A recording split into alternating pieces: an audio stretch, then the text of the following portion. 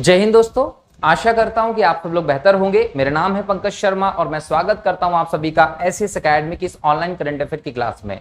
दोस्तों, current affair की ऐसी क्लास जिसमें टॉपिक का कंप्लीट कवरेज होता है, टॉपिक को करंट टू कोर ऐसे डिस्कस किया जाता है कि आप उस टॉपिक के मास्टर हो जाते हैं और जब भी एग्जाम में यहां से कोई प्रश्न देखने को मिलता है तो उसकी छूटने की संभावनाएं बहुत कम हो जाती है।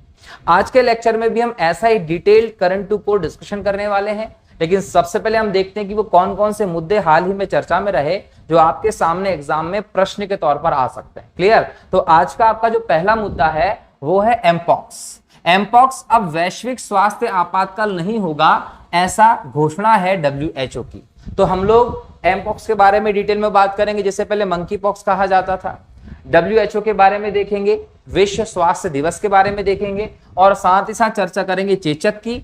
चेचक और एमपॉक्स कुछ हद तक सिमिलर हैं, क्योंकि जो मंकी पॉक्स के लक्षण हैं वैसे ही लक्षण आपको चेचक के भी दिखाई पड़ते हैं, या फिर जो चेचक के लक्षण है वैसे ही लक्षण मंकी पॉक्स के भी हैं। इसलिए इन दोनों बीमारियों पर डिस्कस किया जाना जरूरी है। ठीक है, उसके बाद हम बात करेंगे टारगेट ओलंपिक पोडियम स्कीम की, जिसे हम टॉप्स कहते हैं।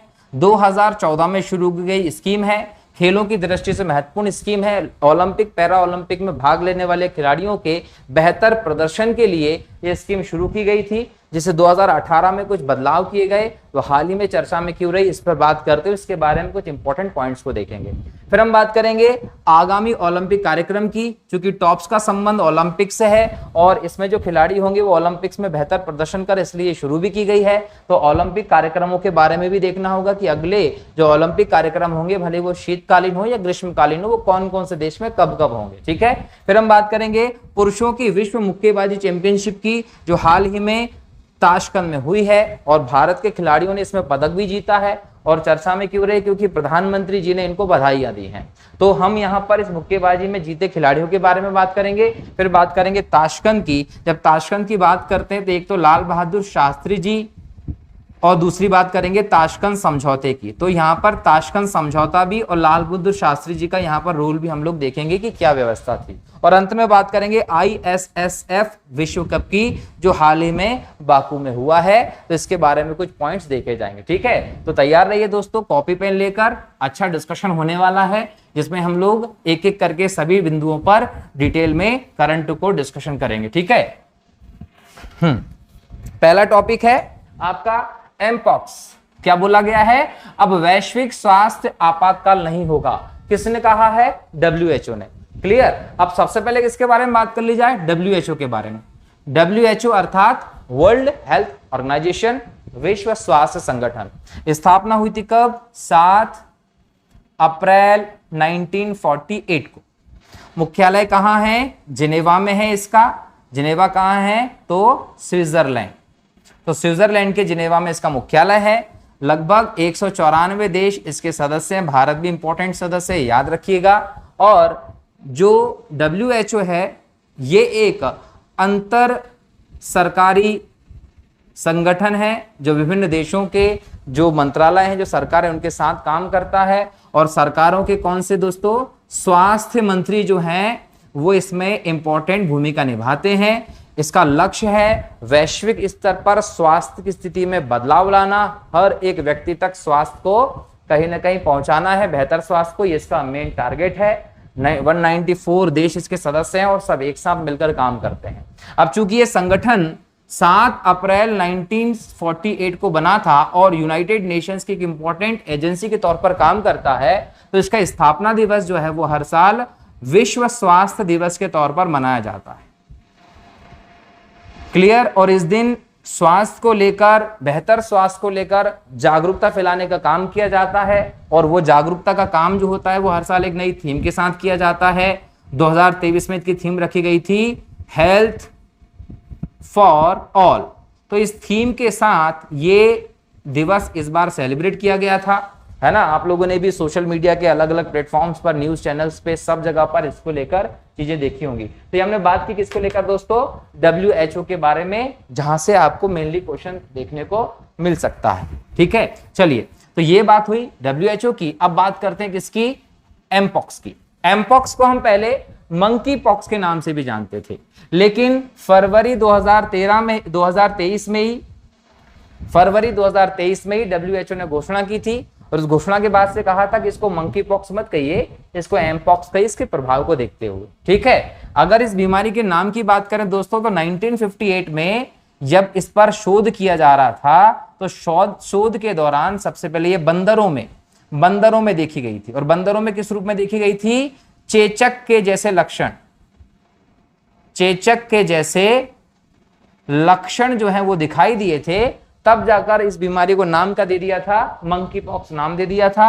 1970 के आसपास इसके ह्यूमंस में केस देखे जाने लगे थे, मंकी पॉक्स बीमारी सामने आई थी, याद रखना है। और हाल ही में इसका प्रकोप वैश्विक स्तर पर बहुत ज्यादा देखने को मिला है। तो नाम कैसे पड़ा वो आपको पता है। ठीक है, निर्णय क्यों लिया कि भाई ये वैश्विक आपात नहीं रहेगा? इसलिए क्योंकि नंबर 1 कि जो देश हैं जो इससे पीड़ित थे, है ना, जहां पर ये बहुत बड़े स्तर पर देखने को मिल रहा था, उनकी प्रतिक्रिया जो है इस रोग को लेकर, वो प्रतिक्रिया जो है वो आपको बेहतर दिखाई पड़ती है। वो कहीं ना कहीं इसके लिए तैयार हैं बेहतर तरीके से। और दूसरा इसका कारण जो देखने को मिलता वो ये कि इसके जो केसेस हैं, जो प्रभाव है, वो प्रभाव भी अब कम देखने को मिला है। तो प्रभाव कम होता जा रहा है और देश जो पीड़ित थे उनकी प्रतिक्रिया कहीं ना कहीं इसको लेकर मजबूत दिखाई पड़ रही है, जिसके चलते निर्णय लिया गया डब्ल्यूएचओ के द्वारा कि अब भाई जो एमपॉक्स है वो वैश्विक स्तर पर स्वास्थ्य आपातकाल नहीं होगा। इसके साथ साथ डब्ल्यूएचओ ने कोरोना वायरस को लेकर भी यही कहा है कि कोविड-19 भी अब वैश्विक आपातकाल नहीं माना जाना चाहिए, क्योंकि उसके भी इस प्रकार से प्रभाव देखने को मिल रहे हैं। इसके बारे में और डिटेल में देखें दोस्तों तो एमपॉक्स जो है वो एक संक्रामक रोग है चेचक के भांति, और इसको जूनोटिक रोग कहते हैं, जिसके लक्षण किसके समान होते हैं? चेचक के समान लक्षण होते हैं।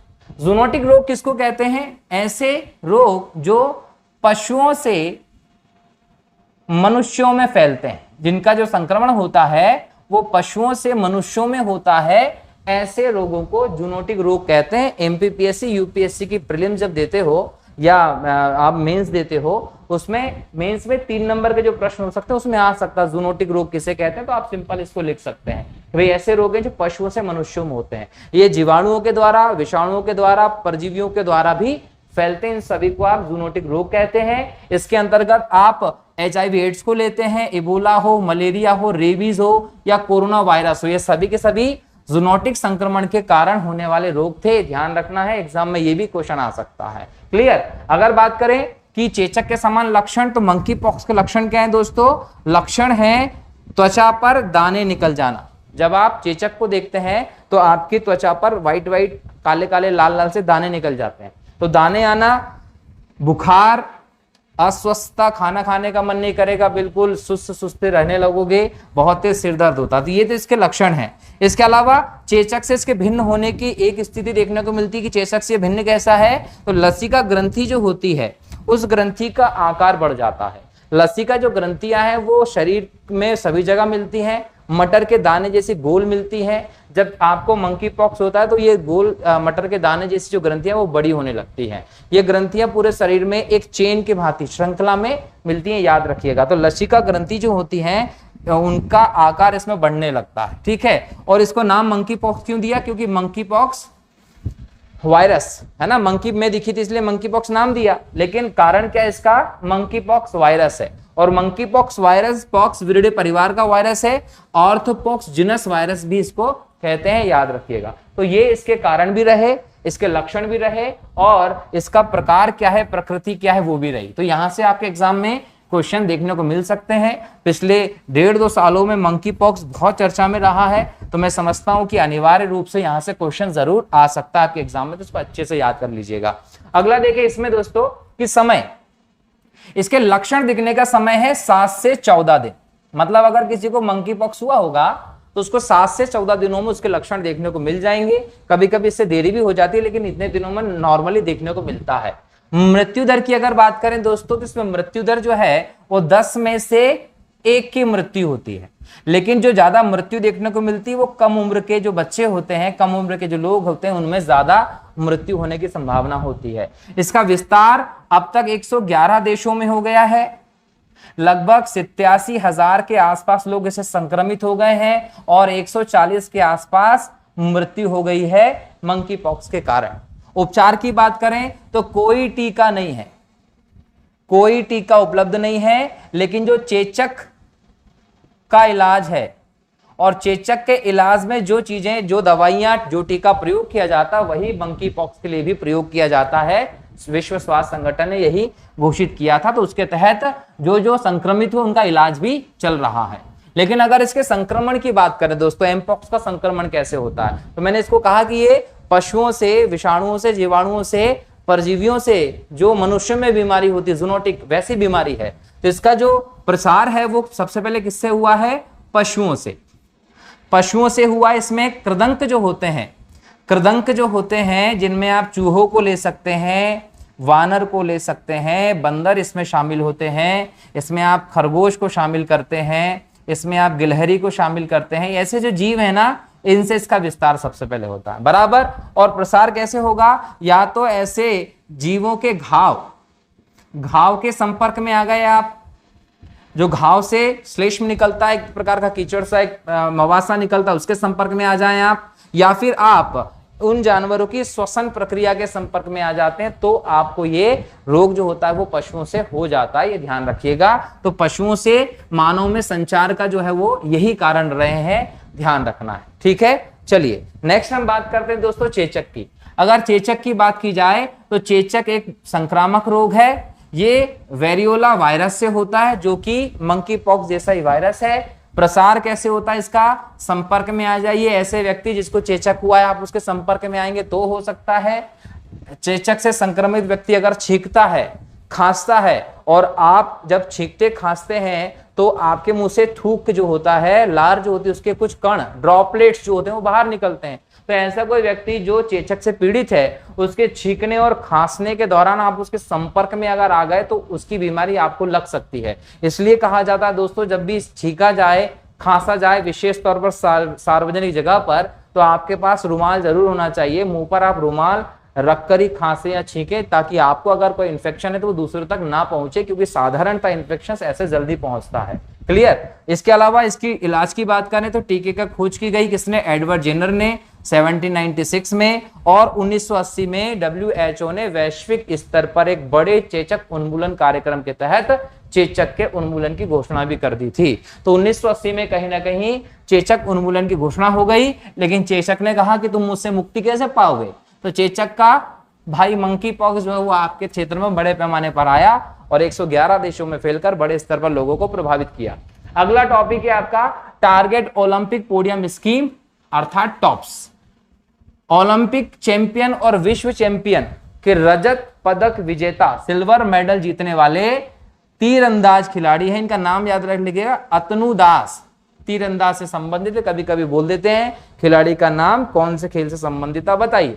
तो अतनु दास जो है वो तीरंदाज खिलाड़ी है और इन्हें टॉप्स स्कीम में फिर से शामिल कर लिया है।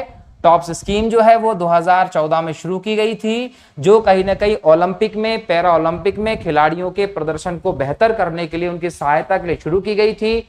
2018 में इसे नया रूप प्रदान किया गया, जिसके तहत एथलीटों के प्रबंधन, उनके समग्र समर्थन प्रदान करने की व्यवस्था की गई है। इसके लिए तकनीकी सहायता टीम स्थापित करने की कहीं ना कहीं बात की गई 2018 में, तो इसको और बेहतर किया गया है ताकि हमारे देश का प्रदर्शन विभिन्न अंतरराष्ट्रीय प्लेटफॉर्म पर खेलों की प्रतियोगिता में बहुत बेहतर हो सके। और 2014 में इसकी स्थापना के बाद से दोस्तों देश के खिलाड़ियों का प्रदर्शन बेहतर सुधरा है। हमने विभिन्न खेलों की प्रतियोगिता में अच्छा प्रदर्शन भी किया है, ध्यान रखिएगा। लेकिन स्थापित कब की गई थी? 2014 में, ठीक है। राष्ट्रीय खेल विकास निधि की भी बात करेंगे। इसकी स्थापना 1998 नवंबर में की गई थी, खेलों को बढ़ावा देने के लिए की गई थी। तो टॉप स्कीम इसी के तहत आती है, याद रखना आप लोगों को, ठीक है। जो भी धन दिया जाएगा वो खेल निधि के माध्यम से दिया जाएगा, तो टॉप जो स्कीम है वो भी इसके तहत ही चल रही है। तो भारत जो है वो खेलों के क्षेत्र में विगत वर्षों में बहुत तेजी से ग्रोथ कर रहा है, ये ध्यान रखना है। प्रदर्शन में बड़ा सुधार हुआ है, उसकी जिम्मेदारी कहीं ना कहीं इन स्कीमों की है। खेलो अभियान जो चल रहा है, खेल महोत्सव जैसी व्यवस्थाएं चल रही हैं, तो कहीं ना कहीं ये बड़े कदम है खेलों की दृष्टि से। ठीक है, चलिए अब बात करते हैं आगामी ओलंपिक कार्यक्रमों की। अगर ग्रीष्मकालीन ओलंपिक की बात करें तो 2024 में पेरिस फ्रांस में होंगे, एग्जाम में क्वेश्चन आ सकता है, नोट कर लीजिएगा। शीतकालीन ओलंपिक की बात करें 2026 में इटली में होंगे। फिर ग्रीष्मकालीन ओलंपिक नेक्स्ट होंगे 2028 में लॉस एंजल्स यूएसए में होंगे, और ग्रीष्मकालीन ओलंपिक 2032 में ब्रिस्बेन ऑस्ट्रेलिया में होंगे। तो ओलंपिक के आगामी जो कार्यक्रम वो पहले से निर्धारित है, एग्जाम में यहां से क्वेश्चन आ सकता है, तो दोस्तों इसको भी अच्छे से आप लोगों को याद करना है। ठीक है, चलिए बढ़ते हैं अगली स्लाइड पे। अगला आपका टॉपिक है पुरुषों की विश्व मुक्केबाजी चैंपियनशिप। पुरुषों की विश्व मुक्केबाजी चैंपियनशिप जो है वो 23 अप्रैल से 14 मई 2023 के बीच में कहा, उज्बेकिस्तान में कहा, ताशकंद में आयोजित हो रही है। और इसमें भारत के खिलाड़ी दीपक भोरिया, हुसामुद्दीन और निशांत देव ने यहां पर पदक जीते हैं, और इनकी उपलब्धि के लिए प्रधानमंत्री जी ने इनको बधाई भी दी है, इसलिए चर्चा में है। अगर बात करें इन्होंने कौन से पदक जीते हैं, तो दीपक भोरिया ने 51 किलोग्राम में रजत पदक जीता है, हुसामुद्दीन ने 57 किलोग्राम में, निशांत देव ने 71 किलोग्राम में कांस्य पदक जीता। ये ध्यान रखिएगा, इसलिए चर्चा में रहा है क्योंकि इनको प्रधानमंत्री जी ने उपलब्धि के लिए कहीं ना कहीं बधाइयां दी हैं। लेकिन ये तो रहा खिलाड़ियों से लेकर के उनके प्रदर्शन को लेकर के ये प्रतियोगिता कहाँ हुई थी, कौन से खिलाड़ी भारत के थे, उन्होंने कांस्य जीता, कौन से ने रजत पदक जीता, ये चीजों के कारण। लेकिन इंपॉर्टेंट किस वजह से भी है, ये ताशकंद की वजह से है। क्या पता वो लोग ताशकंद को हिट कर दें, यहां से प्रश्न ना दें और प्रश्न ताशकंद से दे दें, और आपको ताशकंद से रिलेटेड कोई प्रश्न आ जाएगा तो आप इतिहास में पहुंच जाएंगे कि स्वतंत्र भारत के इतिहास से कुछ ना कुछ प्रश्न दे दिया है ना। लेकिन ये प्रश्न करंट अफेयर का ही रहेगा, ये आपको ध्यान रखना है। तो हम बात करते हैं किसकी, ताशकंद की। उज्बेकिस्तान की राजधानी है ताशकंद। किसकी, उज्बेकिस्तान की राजधानी है ताशकंद। उज्बेकिस्तान जो है वो एशिया के केंद्र में, मध्य एशिया का एक देश है, और ये 1991 में जब यूएसएसआर, पूर्व जो सोवियत संघ रहा है, सोवियत संघ का विघटन हुआ। अब सोवियत संघ का जब विघटन हुआ तो इस विघटन के बाद कितने देश अलग हुए, 15 देश अलग हुए। ये जो 15 देश अलग हुए थे दोस्तों, उनमें सबसे बड़ा देश क्या था, भूभाग, वो था रूस। ठीक है, लेकिन इसके अलावा जो अलग हुए उनमें से एक क्या था, उज्बेकिस्तान भी था। उज्बेकिस्तान जो एक लैंडलॉक्ड, स्थलरुद्ध देश है, वो आपको याद रखना है, जो इस प्रकार से मध्य एशिया में है। इसके दक्षिण में जाएंगे तो तुर्कमेनिस्तान और अफगानिस्तान है। इसके आप आगे जाते हैं, यहाँ पर आपको देखने को किर्गिस्तान देखने को मिल जाएगा। उत्तर में जाके तो कजाकिस्तान देखने को मिल जाएगा। यहीं पर अरल सागर है, और इधर देखेंगे तो कैस्पियन सागर है। लेकिन कैस्पियन सागर को उज्बेकिस्तान नहीं छूता है, क्योंकि यहाँ से तुर्कमेनिस्तान और यहाँ से कजाकिस्तान इसको घेर लेता है। तो इस प्रकार से ये लोकेशन बनती है किसकी, ये लोकेशन बनती है उज्बेकिस्तान की। ठीक है, अच्छा, उज्बेकिस्तान जो है उसका एक और प्रांत है जिसको हम बोलते हैं क्या, समरकंद। समरकंद जो है वो आपने मध्यकालीन भारतीय इतिहास में, जब आपने सैयद वंश की बात की होगी, जब आपने मुगलों की बात की होगी, जब आपने बोल सकते हैं कि सूर्य वंश के शासकों की बात की होगी, तब इनको सुनते हैं आप लोग इतिहास में। समरकंद आपने बार बार सुना होगा। लेकिन समरकंद किसका हिस्सा है, तो उज्बेकिस्तान का हिस्सा है, जो कहीं ना कहीं 1991 में यूएसएसआर के विघटन के बाद अलग देश हुए। 15 में एक देश था, स्थलरुद्ध देश है। अब ताशकंद इसकी राजधानी है, ये ध्यान रखिएगा। ताशकंद जो है, यहीं पर एक समझौता होता है जिसको हम नाम से जानते हैं, ताशकंद समझौते के नाम से। ठीक है, अब ये ताशकंद समझौते की पृष्ठभूमि अगर समझें दोस्तों, ये समय था तब का जब 1965 में भारत पाक का युद्ध चलता है, अप्रैल से सितंबर में। लगभग 6 महीने के आसपास ये युद्ध चला है। युद्ध की समाप्ति हुई। युद्ध की समाप्ति के बाद जनवरी 1966 में यहां ताशकंद में समझौते के लिए पाकिस्तान और भारत के प्रधानमंत्री जो होते हैं वो जाते हैं। कहां जाते हैं दोस्तों, वो जाते हैं उज्बेकिस्तान के ताशकंद। उस समय उज्बेकिस्तान का ताशकंद जो था वो यूएसएसआर के रूस वाले हिस्से में आता था, है ना। अब 1966 में दोनों देश के प्रधानमंत्री पहुंचे। अगर भारत की तरफ से बात करें तो भारत के दूसरे प्रधानमंत्री स्वर्गीय श्री लाल बहादुर शास्त्री जी, शास्त्री जी जो रहे वो भारत के दूसरे प्रधानमंत्री थे, ये शामिल हुए। ठीक है, और अगर हम पाकिस्तान की बात करें तो पाकिस्तान की तरफ से उस समय प्रधानमंत्री थे अयूब खां। अब अयूब खां जो उस समय पाकिस्तान का प्रधानमंत्री था वो भी पहुंचता है यहाँ। दोनों देश के राष्ट्राध्यक्षों के द्वारा कहीं ना कहीं 10 जनवरी को 1966 में लंबी वार्ता चलती है। लंबी वार्ता के बाद 11 जनवरी 1966 को एक शांति समझौता होता है। कौन सा समझौता होता है? इसको नाम दिया गया था शांति समझौता। इस शांति समझौते को आप किस नाम से जानते हैं? ताशकंद समझौते के नाम से जानते हैं, ये ध्यान रखना है। क्लियर? लेकिन ये समझौता जो 11 जनवरी 1966 को होता है, शांति समझौता जिसे आपने कहा, उस समझौते के दोस्तों 12 घंटे भी नहीं हुए थे और देश के दूसरे प्रधानमंत्री महापुरुष स्वर्गीय श्री लाल बहादुर शास्त्री जी का कुछ संदेह स्थिति में निधन हो जाता है। अब जब शास्त्री जी का इस समय निधन हुआ, उसके बाद उनके शरीर को, उनके पार्थिव शरीर को जब भारत लाया गया तो जब उनको देखा शरीर को, तो देखने को मिला कि शरीर नीला पड़ गया है और सफेद चकत्ते पड़ गए हैं शरीर पर। कहीं ना कहीं इस समय अंदेशा लगाया गया कि शास्त्री जी के विरुद्ध बड़ा षड्यंत्र रचा गया और उन्हें जहर देकर मार दिया गया था। लेकिन दुर्भाग्य की बात यह रही कि जब पार्थिव शरीर को भारत लाया गया तो उसका पोस्टमार्टम नहीं किया गया, जिसकी वजह से मृत्यु की असली वजह क्या थी वो सामने नहीं आई और शास्त्री जी की मृत्यु हमारे लिए एक रहस्य रह गया। उस समय कहा गया कि शास्त्री जी को हार्ट अटैक की बीमारी पहले से थी और उस समय रात को शास्त्री जी ताशकंद समझौते के बाद एक दबाव महसूस कर रहे थे, जिसके चलते रात्रि के समय खाना खाने के बाद उन्हें हार्ट अटैक आ गया। और कहीं ना कहीं ये बात हम लोग समझ नहीं पाते कि शास्त्री जी के साथ जो डॉक्टर्स की टीम गई थी, उनमें से 2 डॉक्टर जो इस बात के गवाह रहे, उनकी भी संदेहास्पद स्थिति में मृत्यु हो जाती है, जो इस तरफ इंगित करती है कि शास्त्री जी के साथ कहीं ना कहीं उस समय बहुत बुरा हुआ, एक षड्यंत्र रचा गया और उनको खाने में जहर दिया गया था, जिसके तहत शास्त्री जी की मृत्यु हुई थी। लेकिन तात्कालिक सरकार जो रही उस समय हमारे देश में शायद अपने अपराधों को छुपाने के लिए, अपने षड्यंत्र को छुपाने के लिए उस समय के लोगों ने ना पोस्टमार्टम होने दिया, ना कोई जांच बैठी और शास्त्री जी की मृत्यु एक रहस्य बनकर रह गई थी। याद रखिए, तो जो हमारे लिए बहुत ही दुख की बात है कि हमारे देश का एक ऐसा बेटा जो बोल सकते हैं कि गरीब परिवार में पैदा हुआ और बचपन से बड़े होने तक कठिन संघर्ष किया और संघर्ष के बाद देश के प्रधानमंत्री के पद पर पहुंचता है, जिसने अपना सर्वत्र जीवन जो है वो देश के लिए समर्पित कर दिया, तो उस व्यक्ति, उस बेटे की मौत के रहस्य को भी जानने का मौका या जांच नहीं दी गई थी दोस्तों। तो कहीं ना कहीं ये बहुत दुखद है। लेकिन याद रखिएगा 2 अक्टूबर को गांधी जी की जयंती के साथ ही लाल बहादुर शास्त्री जी की जयंती भी मनाई जाती है, जिन्होंने जय जवान और जय किसान का नारा दिया था।